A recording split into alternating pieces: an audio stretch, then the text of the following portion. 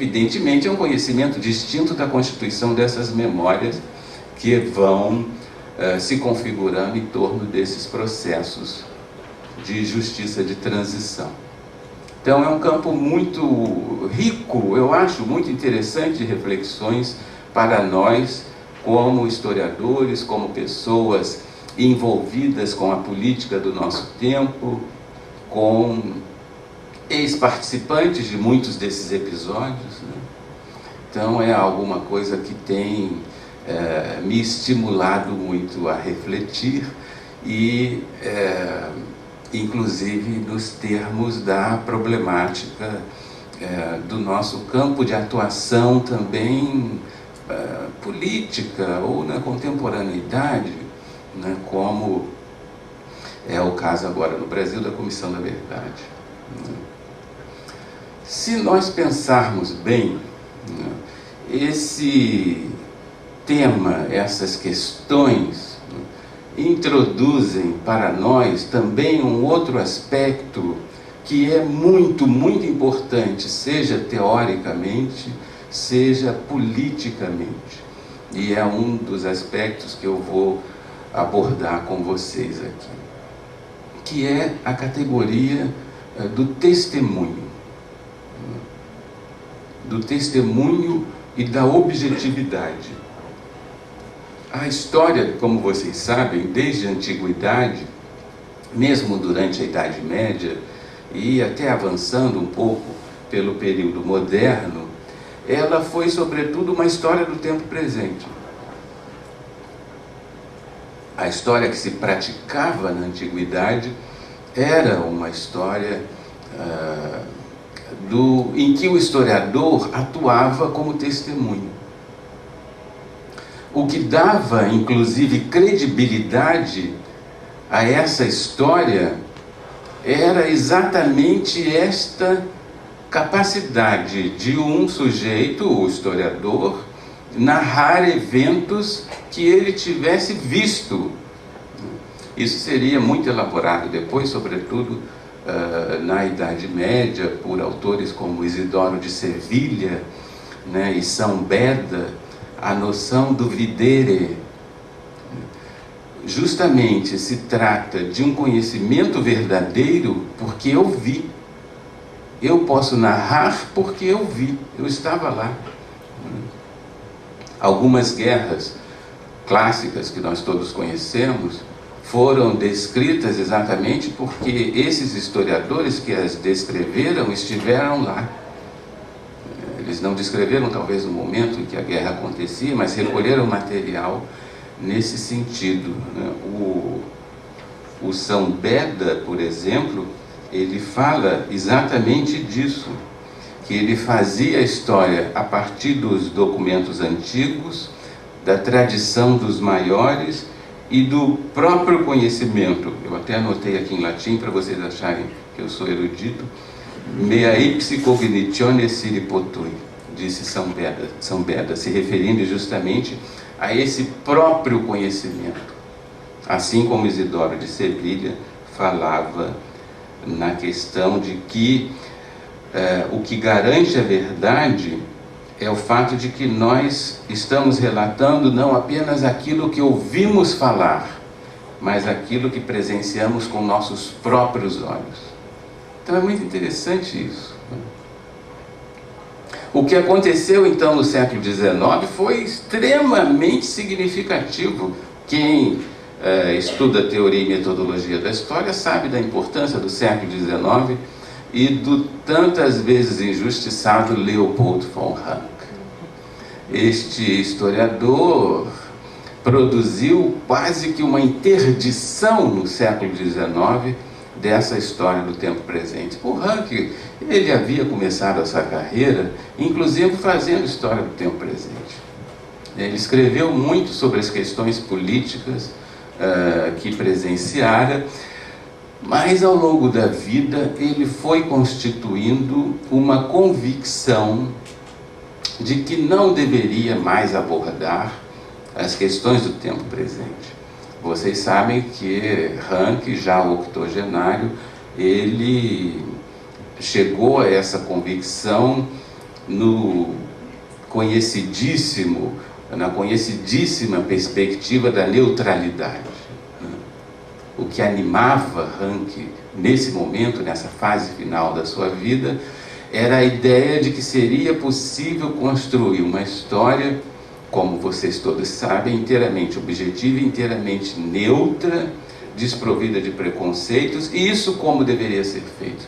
Deveria ser feito justamente se rompendo com essa tradição que caracterizava praticamente até então, se nós quisermos falar em termos bem gerais, mas com certeza na Antiguidade e na rica historiografia da Idade Média, que também é tão desconhecida, caracterizava até então a história propriamente dita.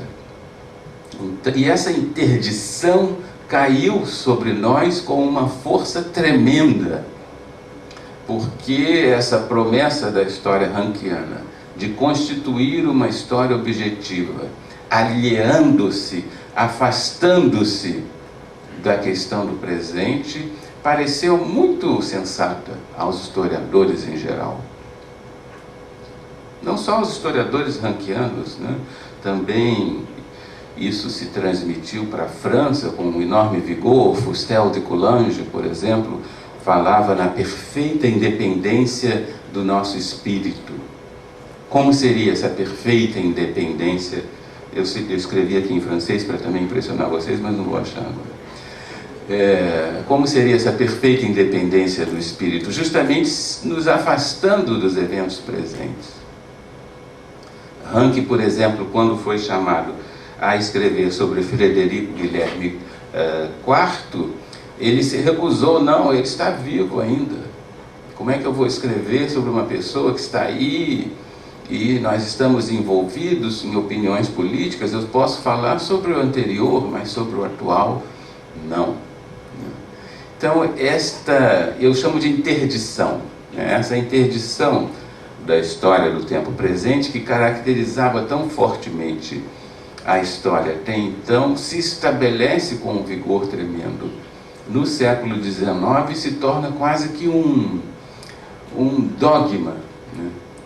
A história objetiva, a história verdadeira, deveria ser feita com um devido recuo temporal, para que se afastasse a perspectiva do historiador.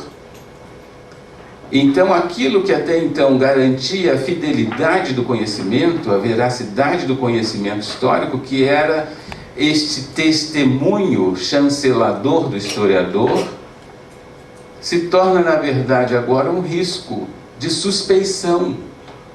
Não, mas se você está envolvido nisso, se você está presente, se você está narrando esses eventos que você vivenciou, então, calma lá, não é possível um conhecimento objetivo nesses termos. As coisas se inverteram totalmente. Aquilo que era garantia de fidelidade, o testemunho, o videre, se torna um risco de contaminação subjetiva com Ranke. Com Ranke, para falar de uma maneira simplificada, com Ranke e tantos outros, nessa ideia otimista de que nós poderíamos fazer um conhecimento objetivo e verdadeiro, que tanto caracterizou o chamado, tão mal chamado, positivismo. Esse nome que colou no historicismo cientificista do século XIX, por conta das leituras, talvez um pouco ligeiras, da primeira geração dos análises.